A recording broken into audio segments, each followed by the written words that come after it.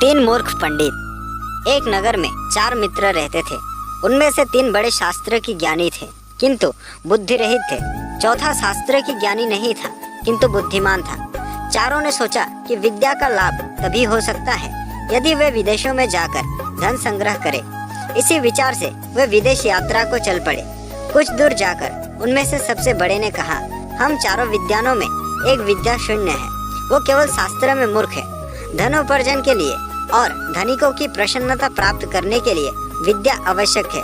विद्या के चमत्कार से ही हम उन्हें प्रभावित कर सकते हैं। अतः हम अपने धन का कोई भी भाग इस विद्याहीन को नहीं देंगे। वो चाहे तो घर वापस चला जाए। दूसरे ने इस बात का समर्थन किया किंतु तीसरे ने कहा, यह बात उचित नहीं है। बचपन से ही हम एक दूसरे के सुख दुख के सहभागी रहे हैं। हम जो भी धन कमाएंगे उसमें इसका हिस्सा रहेगा। अपने पराये की गणना छोटे दिल वालों का काम है। उदार चरित व्यक्तियों के लिए सारा संसार ही अपना कुटुंब होता है। हमें उदारता दिखलानी चाहिए। उसकी बात मानकर चारों आगे चल पड़े।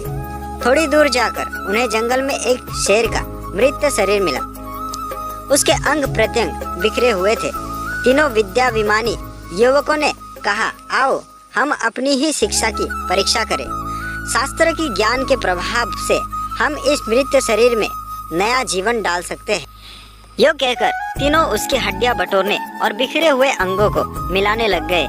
एक ने अस्थि संचय किया, दूसरे ने चर्म, मांस, रुधिर संयुक्त किया, तीसरे ने प्राणों के संचार की प्रक्रिया शुरू की। इतने में शास्त्र की ज्ञान से रहित किंतु बुद्धिमान मित्र ने उन्हें सावधान करते हुए कहा, जरा ठहरो, तुम लोग अपनी विद्या के प्रभाव से शेर को जीवित कर रहे हो। वो जीवित होते ही तुम्हें मारकर खा जाएगा। शास्त्र की ज्ञानी मित्रों ने उसकी बात को अनसुना कर दिया। तब वो बुद्धिमान बोला, यदि तुम्हें अपनी विद्या का चमत्कार दिखलाना ही है तो दिखलाओ, लेकिन एक क्षण ठहर जाओ, मैं वृक्ष पर चढ़ जाऊं। यो कहकर वो वृक्ष पर चढ़ गया। इतने में तीनों शास्त्र की ज्ञानी ने शेर को जीवित कर दिया। जीवित होते ही शेर ने तीनों पर हमला कर दिया। तीनों मारे गए। अतः शास्त्र में कुशल होना ही पर्याप्त नहीं है। लोक व्यवहार को समझने और लोकाचार के अनुकूल काम करने की बुद्धि भी होनी चाहिए। अन्यथा लोकाचारहीन विद्वान भी मूर्ख पंडितों की तरह उपहास के पात्र बनते हैं।